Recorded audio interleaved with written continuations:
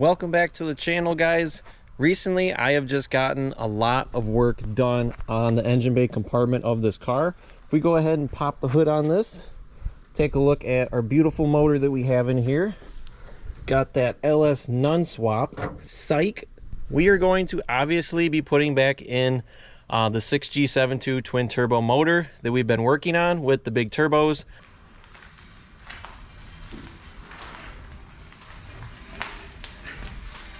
Car is in the shop. We have kind of towels surrounding pretty much the whole perimeter of the outside. Main thing is literally, I just want to make sure that all this paint work that we did on this is protected. I don't want anything getting scratched or damaged.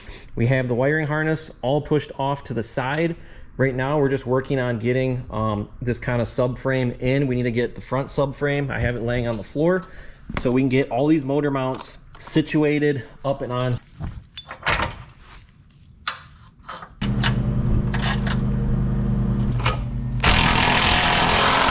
We're gonna get the factory oil cooler in next. We are reusing this.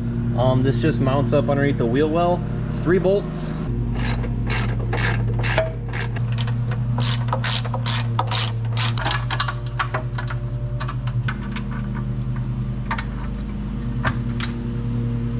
The bottom underneath subframe brackets and arms are now in. This brings me to the next topic, which is going to be the motor mounts. These are an aftermarket set of motor mounts that are made for the 3000 GT platform. Now is the time to do this with the motor out. I figured I would kind of swap over these and try out a different set that I've never tried out before. They seem to have great reviews. I went with the hybrid set. These have poly mounts that are on the side. This is all poly, or at least it has poly in this. And there's going to be the driver's side right there, and then the front and the rear is a solid mount. So this will hopefully kind of give you the best of both worlds, with the strength of these not messing up, and also kind of reduce the vibrations a little bit with it being a hybrid, working that poly on the sides. Believe it or not, I actually stole the motor mounts off of this car in this project because my other car needed them to get replaced, and I saved one of those mounts just to show you guys real quick what happens and why these get worn out over time. This is one of the stock mounts that came off of my other car that was damaged, and you can see this is severely cracked right in there, and it is so bad to the point that you can just flop this around and move this by hand. This is not holding your motor anymore. And the other thing too is these are pretty lightweight.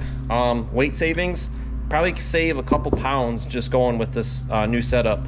So I'm gonna get the front and the rear mounted up into those cross members we just put in.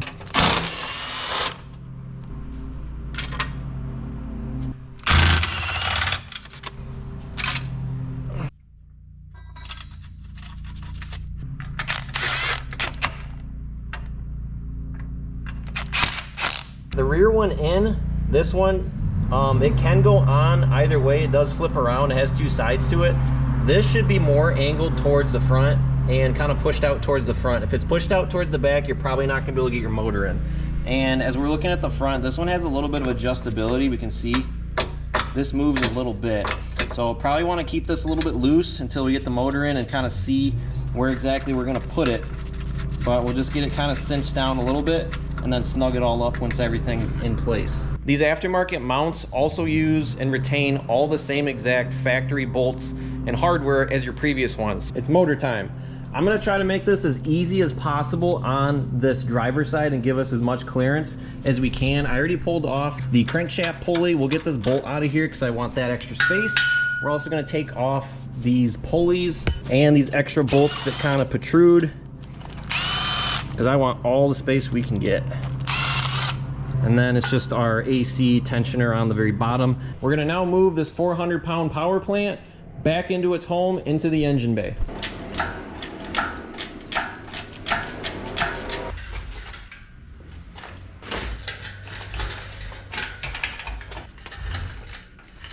Looks like we will clear. We can get it over the front of the core support. You do notice that the way this motor is, it is kind of tipsy this way. This is what allows that transmission to kind of slip in first.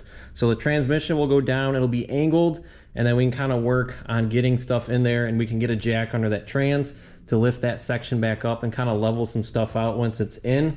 But the plan is we're gonna try to get that rear motor mount in first, as it seems like people have the biggest issues with that one. And then once that one's in, we'll work on getting the side and the front, see what we kind of need to maneuver around. I kind of just have the mounts laying out in place. I don't want to get anything on or tightened until everything is in place, and then we can finally fasten it all down.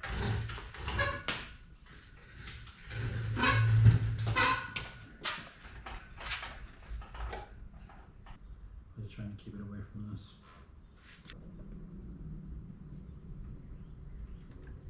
Okay.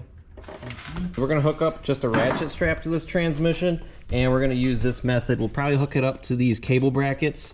That's a decent spot right there. That should be able to support this up, and we'll hook that to either the top of this or this piece, and that'll allow us to kind of ratchet it so we can kick this end up. The front and the rear motor mounts are pretty much centered and in line. We're gonna try to get this side one on, just kind of give us an idea of where stuff's at, and just kind of leave it loosely on.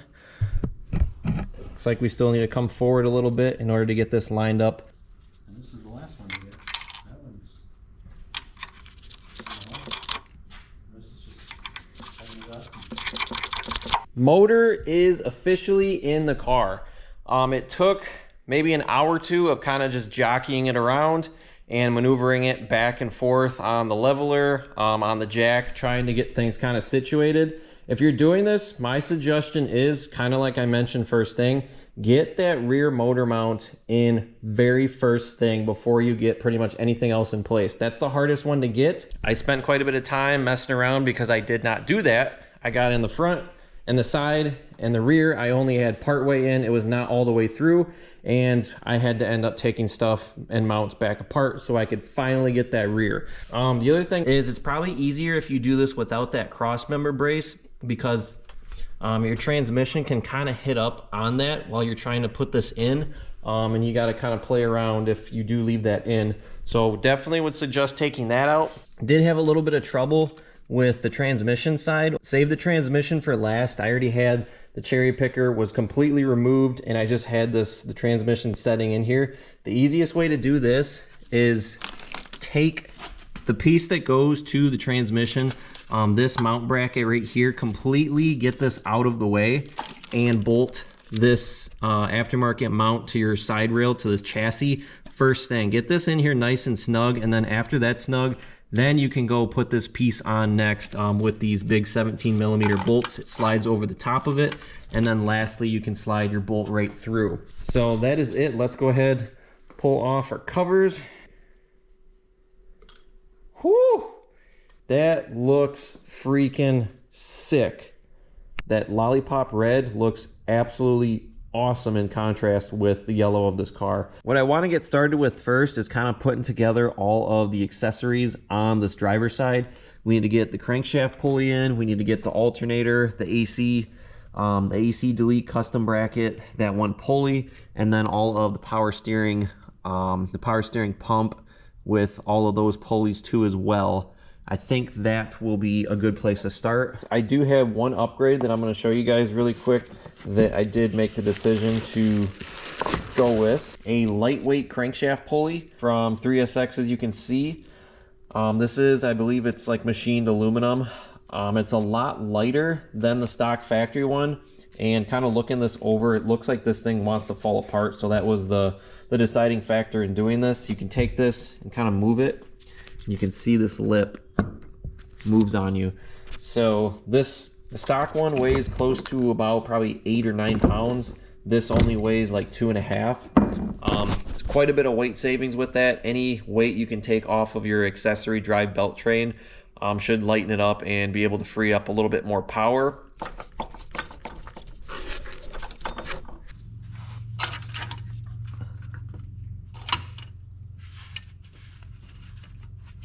We'll put our crankshaft pulley on. Make sure you get this little dowel pin hole on top aligned up with that dowel pin right there.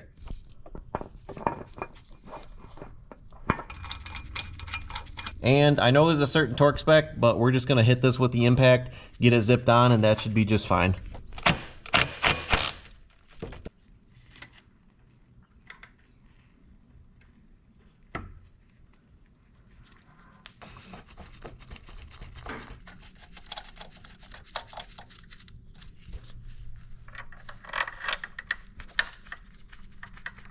We're gonna get the power steering pump in next. You can see this little piece right there. That is where your kind of like fitting goes.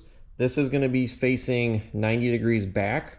I don't want to dump it over because it might leak out, but this is how this will go, and then we're gonna set the fitting on there and see where this gets mounted up. I did have to pull out that rear O2 sensor on that rear cat, so we'd have a little bit of room to hopefully drop this in. This is the custom belt part number that we have for our custom AC delete bracket that I made, 440K6. Let's try to get this slipped on and tensioned up. I'm pushing on this pretty good, and looks like we have pretty good enough tension. I'm okay with this. I think we're good. We can go ahead and cinch this down, but other than that, that's gonna pretty much take care of all we can do for right now at this moment. So we're gonna move on to some other things. We're gonna start on the wiring harness just a little bit. We're gonna kind of start with the easiest side first. I have the headlights poking up through these buckets. I'm almost positive that's where they go. That's where it kind of makes sense on this harness that comes across. We're just going to start with the easy stuff though, that we know where it goes. We got this line that comes up right on the driver's side corner. So these are going to be for the alternator. You got this one big harness. This will go right in there. And then after that big harness clip, you also have this 10mm nut that this will open up and go. There we go. That'll go right over top of that nut. So we'll thread this on. So that'll take care of the alternator. And then you'll have this one piece that goes on the top that hangs right here that I believe goes to the main harness. So that'll take care of that one section. And if you keep finagling these around, I found this one, which should be for the radiator fan that sits up front. And it should clip into some of these clips behind that headlight bucket. That's pretty much going to take care of those for the most part. And then if we work our way over to this corner, we have quite a few. This harness would come right over the top and go to this whole section right here where you have the relay box, the cruise control, there's an AC canister, your power steering reservoir, all that stuff. I'm trying to delete all that because I want to relocate. I'm deleting quite a few of those things, such as the horns. I don't have the AC. I don't have the AC relay box that sits on top. I want to get rid of it. That would sit right on top of that motor mount. And I'd like to relocate it. I still want to keep that box, but somewhere underneath on this bottom side so it's hidden and it's out of the way. But these are all those harnesses right there to go to all this stuff. We do have this, the brake reservoir fluid, which we'll plug in because why not? We'll get that little one in. There's also this one hood release, this green wire. It's a single wire. I got this one all clipped and hooked in. All right, I figured I would grab that AC relay box so you have an idea what I'm talking about. This is what it is. It's not huge, but it is a decent sized box that we'll need to try and hide and fit up in there. Let's go ahead and we're gonna start getting into the mess of this and the bulk of where this harness kind of goes. We'll lay it out. There's no good way of doing it, but we're gonna have everything kind of set in place just to give us an idea. I don't want to get anything tightened down or really buckled in until I have it laid out. And then once we think we're in the right spot, then we can go ahead and hopefully start clipping some stuff in then.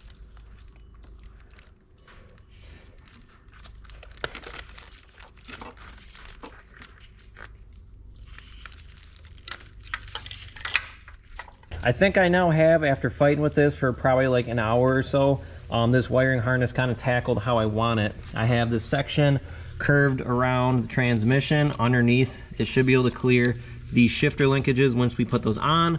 Goes up underneath the thermostat housing up to the very top where we have all the fuel injectors.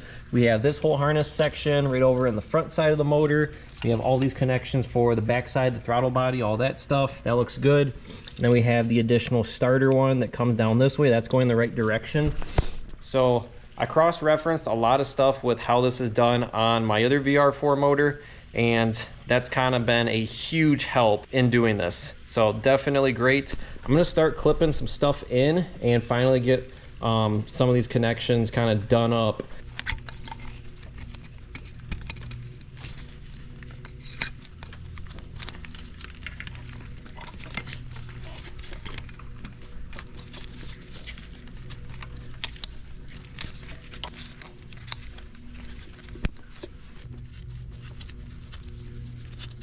I'm gonna switch over and get the water cooler lines on next. And these also, I did have new hose clamps put on these that we're gonna be running. So that'll clean that up a little bit. We just got all of the fuel injector harnesses on. I did have to pull the 4 bolts to get the rails completely off to pull this up a little bit, so we had access to get in those little push pin clips to go on the front bank. Rear bank was already on there. That's not a big deal. This just goes into the actual harness. And then if we come over to the other opposite side of this end, did notice it looks like one of our harness clips had a couple wires get pulled out, and this looks pretty mangled up. And I believe this goes to the oil pressure sensor that comes from the backside. So we're gonna need to do a little bit of repairing to this. I don't know if I can salvage this clip or not. Get this beautiful polished intake manifold on so we can get a couple other things situated. Now I am going to reuse just the gasket that was in here for the plenum gasket. You can reuse these a couple times, but we're just pretty much putting this together temporarily. And then once I know everything kind of runs and drives okay, we'll switch it over when we go do our whole new fuel setup and stuff. That's kind of what I'm saving my my new parts for.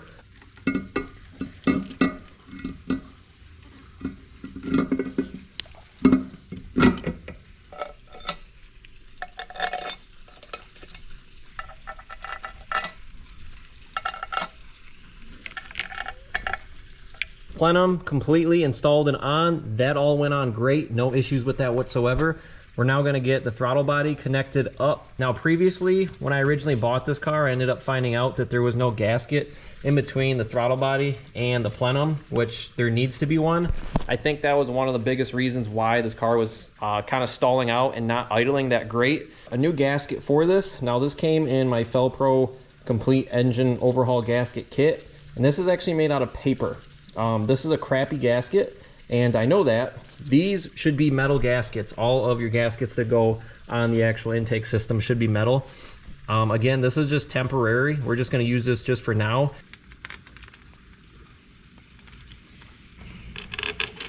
Okay, throttle body is all on. I have these sensors hooked up that are all in this area, and I got one that I don't really quite know what it goes to, sitting right there. I'll see if I can find something for this, for that connection. This one I had to tape up a little bit, just the connector was a little bit broken in one of the areas. We got that one on the intake manifold right up top, and then we have this long harness right there. This one goes all the way down to the bottom. I think it's one of the sensors for the transmission. We'll get that one on, and then that's going to pretty much tidy up this whole section on top of the actual motor. I think we're ready to get on the shifter linkage cables and get these into their housings right there, and make sure that the wiring doesn't get in the way of any of the shifting. We'll have to test that out. Before we do, we got one quick upgrade to install with the shifter linkages. So let's go to the bench real quick and I'll show you what we got for that. Some solid brass shifter bushings. So the brass ones will go on the linkages, and then these silver ones are all going to go on the base of the shifter inside of the car. And what this does is it gets rid of the old rubber that might be hard, it might be brittle, it might have a little bit of play in it, it's a little bit softer. These are 100% solid, so your shifting should be a little bit more crisper and firmer. So I'll show you how to get the linkages on, since we're going to do those first, and then hopefully we'll get to doing the other ones in just a little bit. The best way to get the old bushing out of the inside is to take a set of pliers just like this. I had to open it up just a little bit, and then you're just going to come bite right in the middle of this, and you're just going to push this out and push it through, and it just pushes out just like that. So here is the old rubber bushing that we're replacing with the brass ones. Take one side of your bushing, we'll thread it into this new hole that we have, and then we'll get it on. Take your other side, push this in, make sure that it's seated in there, and then we can take that cotter pin and slip the cotter in.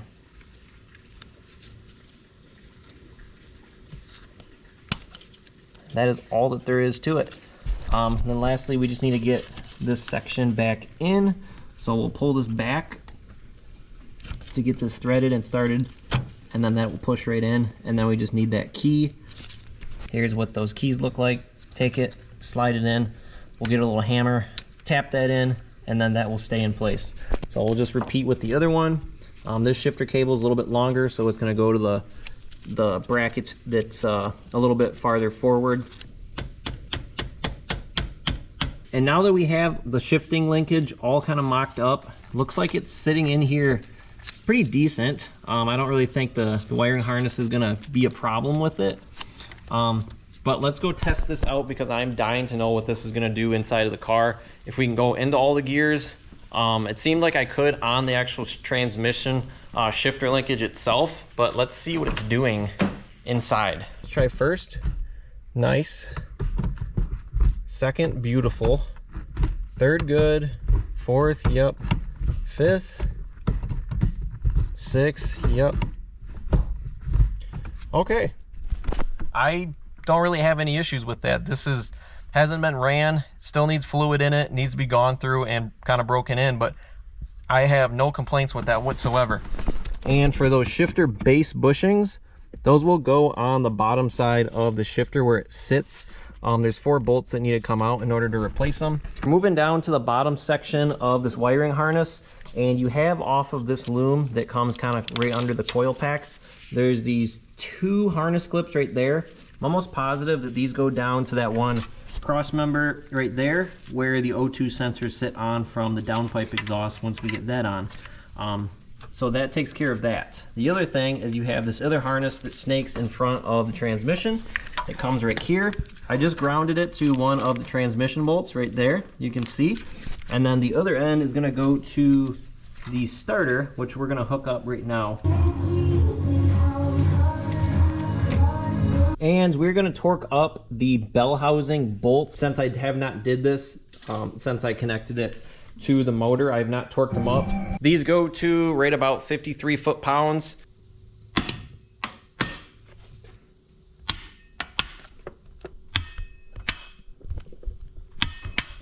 You're gonna take that fitting that comes in that clutch line kit and you'll feed this in to that section right there. And then we'll go take this over and install this on the car and swivel this around to the proper angle that we need to install this. We got this all tightened up to that factory banjo bolt, and this elbow just goes right to that. Now we just need to get these 2 bolts in once this slides into place. So we'll get this tucked in. The fueling system now hooked up on this. We got the 2 lines, the feed and the return. We'll get the return on right now. It's just a slip fit, right? And then the feed is gonna be that banjo bolt. We got the bolt laid out, and then I do have new crush washers on this too as well. I'm gonna start by trying to get the axles in on both sides of the transmission. We need to pull the wheel off, take the hub assembly down, bring it down, and then hopefully go ahead and knock the axle in. While we're underneath, we'll also try to get the transfer case in the car as well as the drive shaft. We just have all the parts kind of laying out. And I did also take the time to restore and kind of paint these up a little bit. They're kind of dirty from sitting right now, but I painted these in gloss black. Suspension arm is apart and disassembled. We're about to get this axle in. I just cleaned up this end and just threw some grease on it. So that way that'll kind of help us get it into our slot. Just threaded the other end of the axle through our hub. So now we can get our axle nut on. And we were able to get the shaft slid into the transmission. As I'm putting these axles back in, we're doing the driver's side right now. This is the one with the half shaft. And right now it's all connected in together. So it's pretty long because it goes a majority of the length of the front end of the car. But I was diagnosing and kind of taking a look at the wheels and the wheel bearings specifically. And if we take a look, these are absolutely shot. But just look at this play. Quite a bit of play and movement in there, you can see that. Now I didn't know this, but I guess when you pull the drivetrain out and the axles out of this car and you go to roll this around, it's going to absolutely obliterate your bearings on this. And I only happened to run across this just from some random knowledge and videos that I was looking at. Me not knowing that at the time, obviously I moved this car back and forth in and out of the garage, and I can almost guarantee that's what caused these bearings to get shot. Now, not the biggest deal breaker in the world. They probably needed to be replaced anyways, but either way, we're gonna be forced to do it. While we're looking at this axle, you also do wanna inspect your half shaft for a little bit of play. So if we stand on this, you wanna wiggle this side to side and see if you have any movement. You can see we have a little bit, but this isn't crazy at all. You're looking for, if you have a ton of slop in there, you might wanna look at replacing the bearing on this.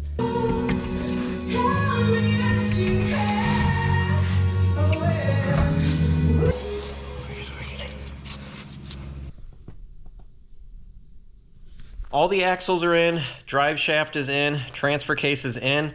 We're now going to torque up just the transfer case. This gets torqued up to 18 to 22 foot-pounds for the second / third gen 6-speed VR4 transmissions. If you have a first speed, it's way different. It's like closer to 60 foot-pounds. We've made some dang good progress on this car. This is probably the furthest and some of the most work I've did. Literally spent an entire day dealing with assembling this bay, and I'm feeling pretty good about where we're at right now. Having a little bit of trouble with this power steering pump getting in one of these bolts for the bottom of this. I don't know what the deal is. It's not wanting to go. Fastened up a couple more things and kind of just put some mounts on stuff to secure it up a little bit better. I have a couple vacuum lines in. I'm gonna have to order a bunch more vacuum lines and do a complete whole new routing thing on this. And then as for the wiring, I feel like I've pretty much did as much as I can up to this point. I'm not gonna put the exhaust on yet. That's what those ones are for. These ones that are hanging out, I believe are gonna be for the fans. That's fine. And then we kind of have a mess just in this whole section. This is for the mass airflow sensor. I know that. This one goes to right here.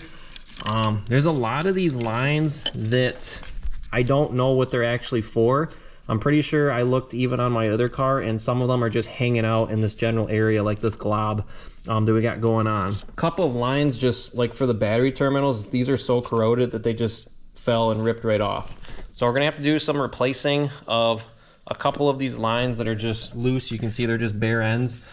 These go to the battery, so that's not too big a deal. Same thing with this one. Just look at that in there. One last thing that I want to show you guys before we wrap this video up. So that little AC relay box that I was talking about earlier that would normally go right on top of this motor mount, I may have just found the best spot for it. You can fit this right behind the bucket, the headlight bucket right there, and you have plenty of room inside of this. There's a factory bolt spot that fits right there. The wiring harness, it's up a little bit higher than this rail, so it doesn't quite like hit on it. You only get one bolt in there, but if you needed to service this, all you gotta do is just pull that one bolt out. Your wiring harness, it's right here, goes out the same way that you need to get into that connector piece. And I don't see why this would be in the way of our intercooler piping. I think this could be a wrap kind of for where we're at right now. I'll touch up and clean up a few more things, but this is how it is looking. This is coming out sweet. So thanks for tuning in. We're gonna have some pretty cool stuff coming up. Obviously, I gotta finish up this motor. So keep an eye out for the next couple of videos coming out, and hopefully soon enough, we'll be able to do a first start on this. So thanks for tuning in. Like, comment, and subscribe.